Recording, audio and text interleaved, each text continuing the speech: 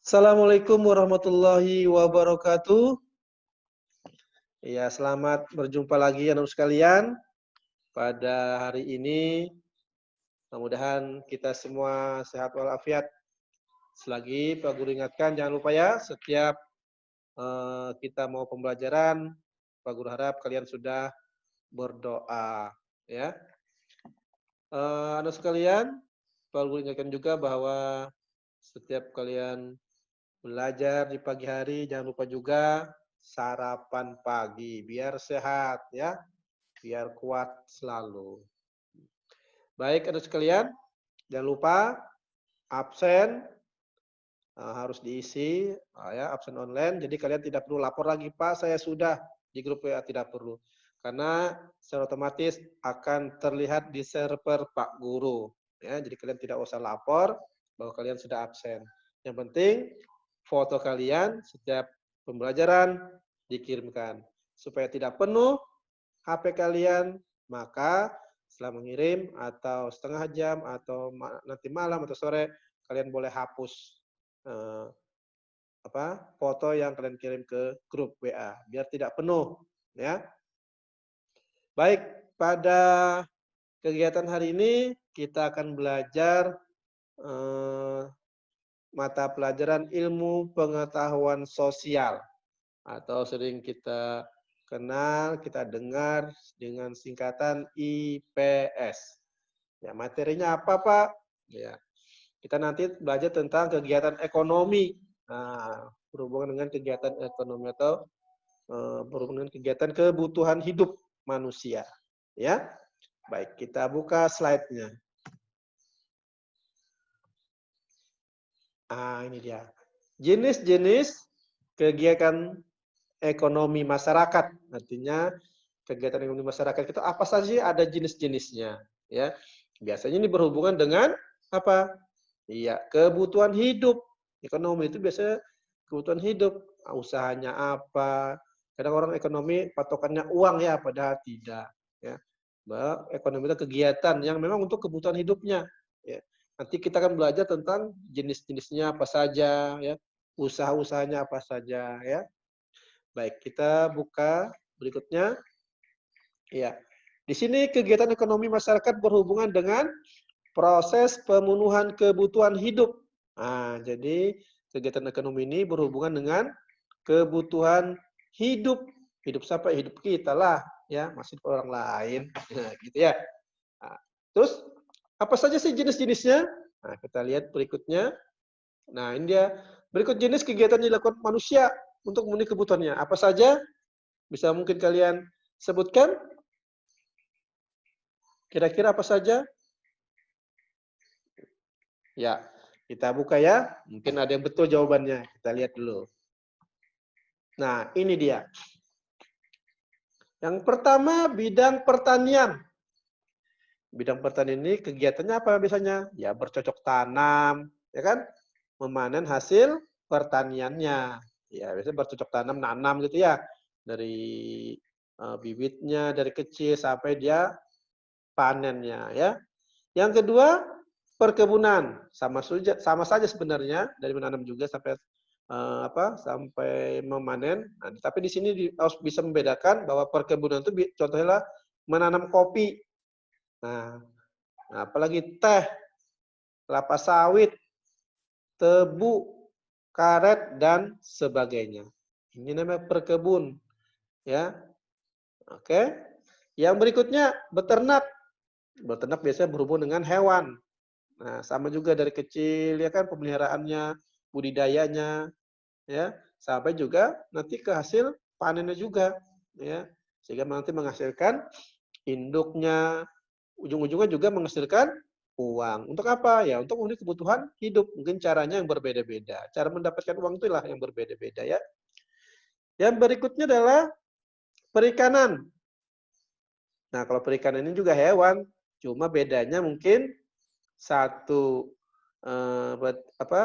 biasanya kalau beternak tuh identik dengan di darat gitu ya. Kalau perikanannya jelas ya berhubung dengan air, bisa air tawar maupun air laut. Budidaya ikan air tawar, air laut, ya. Oke. Yang berikutnya adalah kehutanan. Apa itu kegiatannya?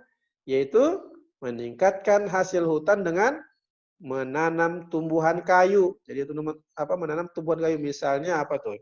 Kira-kira apa tuh? Kalau hubungan dengan kehutanan.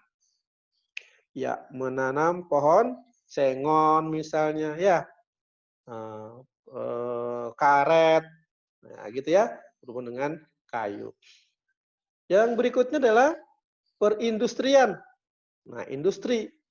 Biasa industri berhubungan dengan pabrik gitu ya. Nah, mengolah bahan mentah menjadi barang jadi. Jadi misalnya kayu tadi itu diolah, ya kan? Bahan mentahnya kayu menjadi bahan jadi. Berupa apa? Ya, berupa misalnya sudah jadi, ada yang jadi lemari, ya, ada yang jadi kertas, ya kan? Karena kayu ternyata bisa juga menjadi kertas, bubur ya.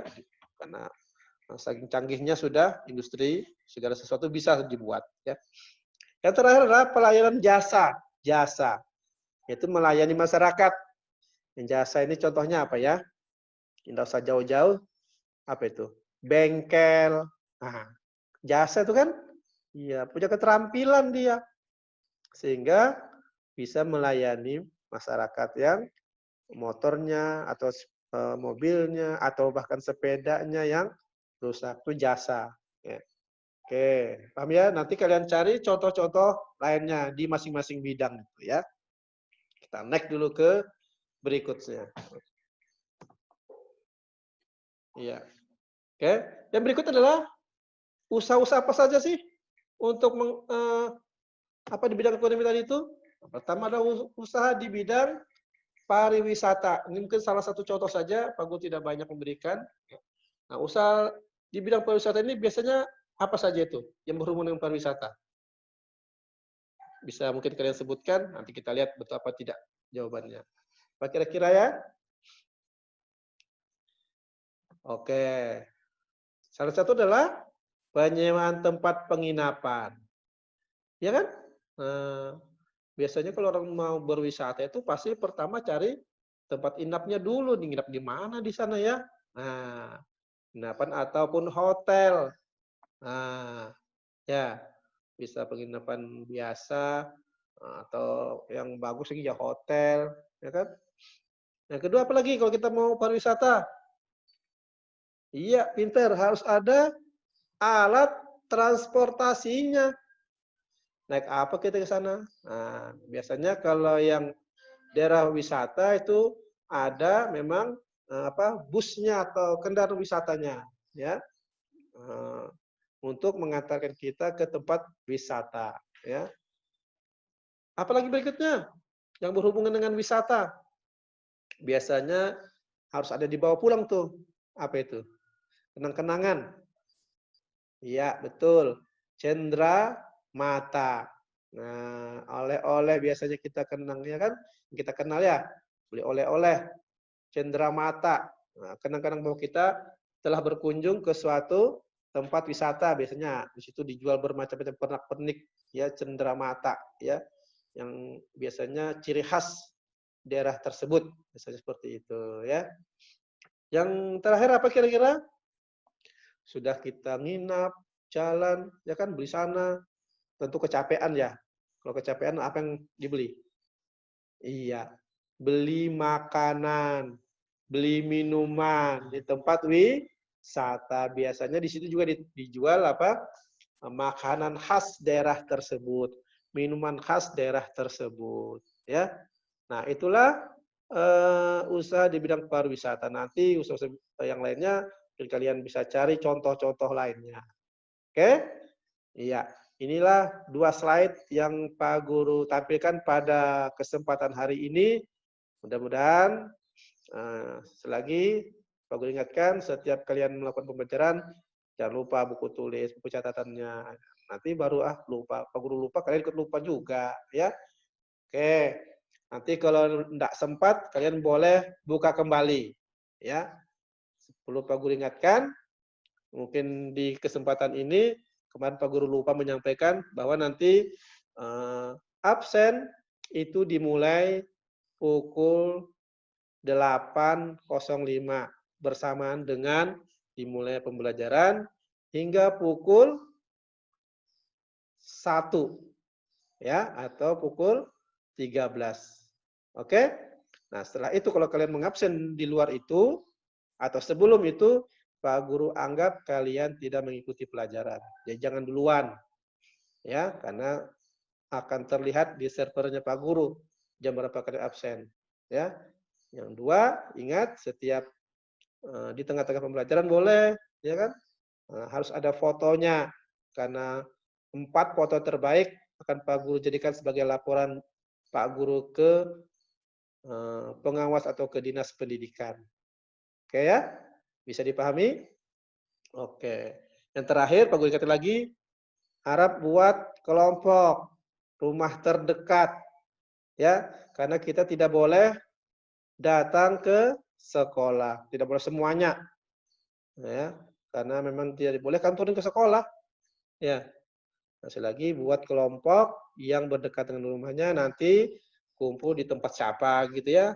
Nah, harus sepakat tempat siapa ya. Buat kelompok yang lebih dari 5 nanti Pak Guru bagi. Ya, misalnya ternyata satu kelompok tuh rumah yang berdekatan ada 7. Nanti 7 orang tua akan Pak Guru bagi. Oke ya? Paham ya? Ini segera secepatnya. Karena ini berhubung dengan pembelajaran kita. Ya, kalau kalian lambat nanti Pak Guru tentu pelajaran juga kita akan terlambat nanti. Ya. Nah, protokol kesehatan tetap juga dijalankan. Jadi nanti kalau misalnya berkunjung kumpul di suatu tempat di rumah siapa begitu ya, ya tetap memakai masker juga ya, tetap jaga jarak juga ya. Nah, kalau bisa nanti yang tuan rumahnya atau kalian masing-masing membawa sanitizer-nya masing-masing ya. Oke? Iya, semangat tetap ya walaupun belajar dari rumah. Demikian pertemuan kita, pertemuan jarak jauh melalui YouTube pada kesempatan hari ini. Kurang lebihnya Pak Guru mohon maaf. Pak Guru akhiri. Assalamualaikum warahmatullahi wabarakatuh.